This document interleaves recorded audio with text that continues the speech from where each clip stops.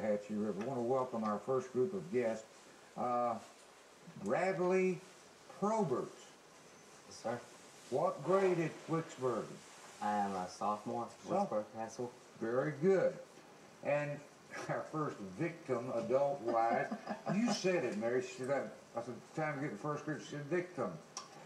Mary Hudson, good to have you teaching at Wicksburg. What grade? I teach 5th grade. 5th grade, good deal.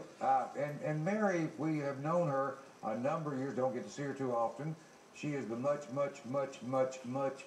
better half of Ricky Hudson. I wouldn't say that. I would. Good morning, Ricky. He's our cattle specialist with the experiment station up in Headland. Good to have you out this morning. We've had groups before, and it's been a number of years since we've had some groups from some of the Dothan schools. You can kill that audio up there. Thank you. The monitor. Thank you. Robots. I think the last, I can't remember, maybe it was Beverly Middle School.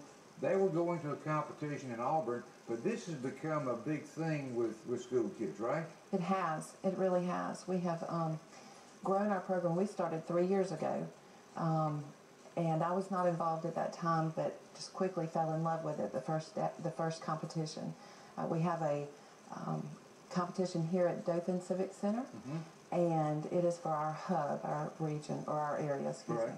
And there are 13 schools that will be participating this year.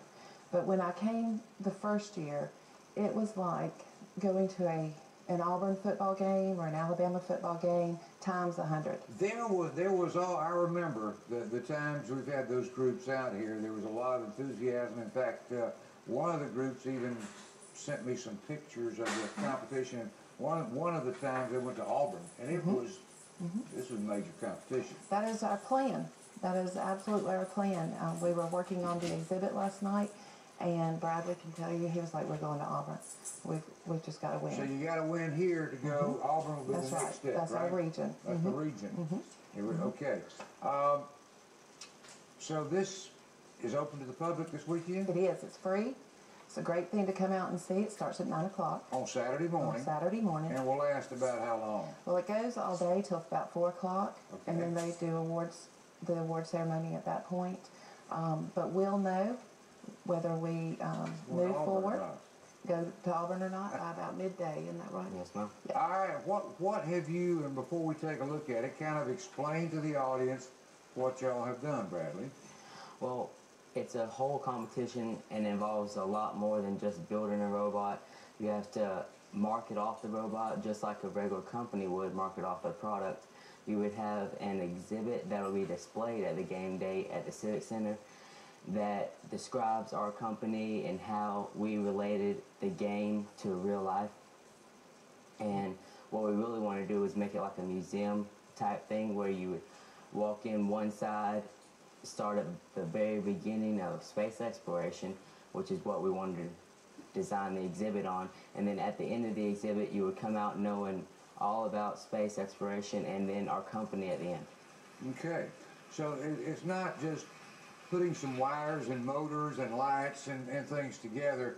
You have got to come up with a game plan, explain your game plan, make a business out of it, and make folks want to invest in it, correct? Yes, sir, the whole 9 yards. The whole 9 yards. That's interesting. And there's a whole lot more to any business than just opening up the door and putting the product on the shelf. That's exactly right. A lot of hours of hard work, determination. These children ask questions. What if we do this? What if we try that? This arm, and they'll talk to you a little bit about that with the robot. Or how about we create this kind of exhibit this year? And that's important. It's important as teachers that we see that in our students, asking those curiosity questions and trying things and being determined to make it work. Being a part of actually the planning instead of just not necessarily textbooks are great. I think we've got to have those as guidelines for the basics, but Right. this is making this is letting some of the young people come to the forefront with asking questions, That's coming right. up with their own ideas. And this is real world. Real work. How many young folks do we have in the program that's involved with this this weekend? With Wicksburg, we have 43, excuse 43. me, 43 students on our team. Okay. We had about 70-ish start with us, and they decided whether they couldn't afford the time or this wasn't for them. You know, we whittled it down to these, 43. which is a large team. That is. Now, it don't just involve fifth grade, obviously. We got a fifth grade teacher involved. Right. We have sophomore over here. Right. By the way, since you're getting on up into your young adult years, what has this particular program, Bradley, made you look at any certain thing for your future as far as education in the future may be concerned, and what you plan to do in life in the future? It definitely has. This program has taught me so much about engineering that it really inspired me to want to study engineering, Okay. especially electrical engineering. And then it also, instead of just like in regular classes, you would just learn out of a textbook. This program actually teaches you how to problem solve and find solutions to problems that textbooks can't teach you. Very good. So you're going to be building some robots to have a fundraiser to go to engineering school. At what school? I haven't decided yet, but I would like to go to one of the academies. Okay, very good. Now see, it's good stuff. It is. And all from a, you know, what kind of just looks like an intriguing thing for students to get into, playing with robots. Who wouldn't want to do that at their age? But then you look at the business end of it and the engineering side of it, and it gets kind of deep. But we got 43 from the Wicksburg School that is on this team. So you multiply that out. How many teams, do we know how many will be? There are 13. 13 teams. And they'll be surrounding the Dothan Civic Center with students from their schools, Okay. parents, community members, all kinds of people that'll be coming and cheering them on.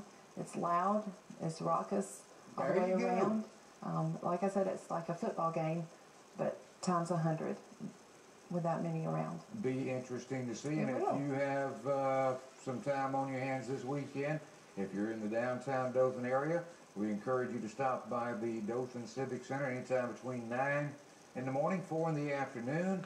It's free. You can go in for 10, 15 minutes, go in and take a seat and stay all day if you want to. We'd love to have them. We'd love to have them. I'm sure they'll have a concession stand open, get something, They will. a snack or two, but go out and support these young folks as they will be in competition. Here, the winner of this goes to regional in Auburn. We do. And we're looking forward to it. The schools that are, you're talking about Dothan being the hub, Mary, this is not just Houston County schools. It is not. It is not. Some We of the have schools that will be there. Carver Magnet, Beverly Magnet, Admiral Moore up in Eufaula, Okay, Bullitt County Technical School, Troy Pike Technical School. Trying to remember off the top of my head. Yeah, Dothan High will be there. okay. There are several in our area, I'm telling they're traveling from as far away as Eufaula and up in Bullitt County. Very good. So We're going to meet some more of the team members, and we're going to actually see your demonstration here in just a matter of moments. You're watching Top of the Morning on WVHN. We'll take a break. Be back with more after you watch this. Stay with us.